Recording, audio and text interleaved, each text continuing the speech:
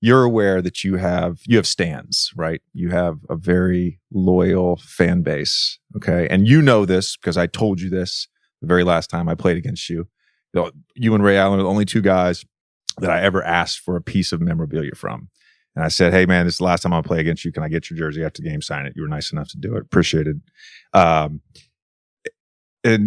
But there's these Steph Curry fans that think that I'm a hater, like I'm a Steph hater. And how'd you piss him off? That's what I want to know. See, you're being an asshole right now. No, this is what it is. Because you see everything. You see what I think is mostly everything. Yeah. Yeah, you pretty much see everything. No, I think it really sort of hit like a culmination when I was asked on First Take, who would you rather have in the clutch, Luka or Steph? Oh, yeah. And First Take is very much a black and white thing. You can't really live in the gray. Right.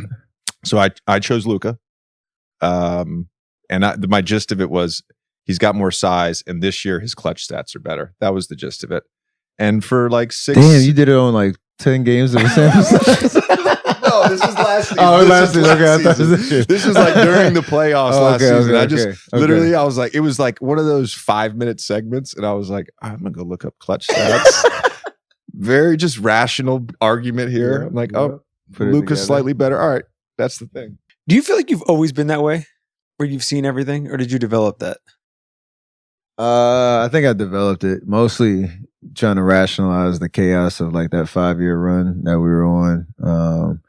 Making the finals, really not knowing, like that first finals appearance, you have no idea what that level is like till you get there. And just the amount of attention, scrutiny, the mood swings and narrative changes from game to game and all that. And I was like, I'm active on social media, but not really, but you kind of like live your life the same way you have been, your entire career. And then things just change overnight and you're like, yo, what the hell is happening? There's way more conversation, way more hot takes and all type of kind of conclusions about your game. And, you got your stands out there to defend you. You got people that are going to hate on anything that you do. And before you go through it for the first time, like at that level, you have no idea how you're going to respond.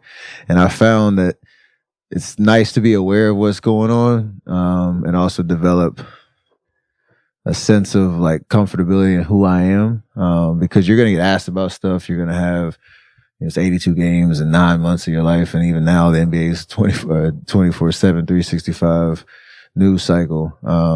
You want to be aware of what's going on, but I'm also so secure in like who I am and what I can do on the floor that it's more entertainment at this point because it is our world. It is, what we do and, it's how the team responds to all this stuff throughout the year. So it's nice to know what's going on and have a good laugh at some stuff. But develop that over that 5-year run where you're just on that, on everybody's mind in the basketball world every day kind of vibe.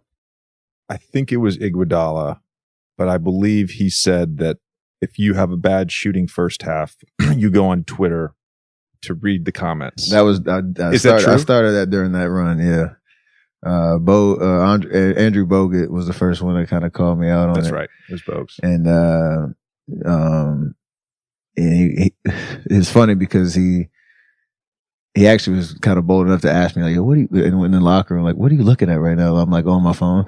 And that's the thing between the eras. Like, I've heard like KG got pissed off at everybody who even brought their phone in the locker room to, ours is a pretty loose locker room. Like, everybody's either look on your phone before the game, before the coaches meeting, in between, and all that type of stuff. Like, as long as you come with the right mindset when you're out on the floor, nobody really cares about that. But for me, like I was looking at Twitter and looking at some of the, I'll call it hateful messages, but real strong opinions on how you're playing and all that based on, we call it first quarter Twitter. Like it's the best thing in the world. Like, oh, the Warriors suck. We're down 6 at the end of the quarter. Then third quarter happens and you're like, all right, you kind of get off on that a little bit. So I enjoy it. Did you ever have any of those that were like particularly crazy or like threw you off at all? You like saw it and you just couldn't believe it? Probably it's hard to pick one example. More so I started to make it a game because people would tell me to like do stuff in the second half and I like one of our beat writers, Kareth Burke, it's probably 3 years ago. She's like, hey, she wrote on Twitter, hey, if you see this at halftime, like next time you score, like run down with like an airplane arms. So, like little something like that.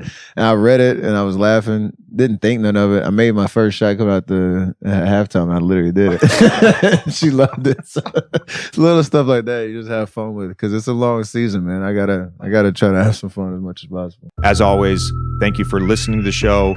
Please subscribe on YouTube, Spotify, Apple, Wondery, wherever you listen to your podcast. We appreciate you guys.